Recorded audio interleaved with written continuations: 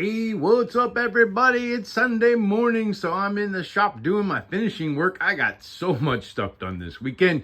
Let's go through. I got this cross stake here. Unfortunately, it took a warp, and it's not the worst warp in the world. It's more than I would want, so I'm gonna list that probably at a discount on the shop.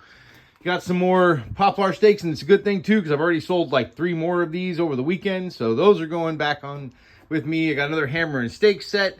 This is a regular Donatello staff, a deluxe Donatello staff. Got one of the gold Monkey King cudgels, and one of the brown and hammered bronze Monkey King cudgels. Got a Joe staff right here. This is a custom Hanbo that's going out to the customer tomorrow.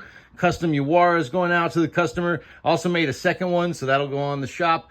And I made two longer style of the oak daggers and 2 shorter style of the hickory daggers. These are 12-inch instead of 15-inch. Should make them easier to ship, and I can sell them for a little cheaper on the shop.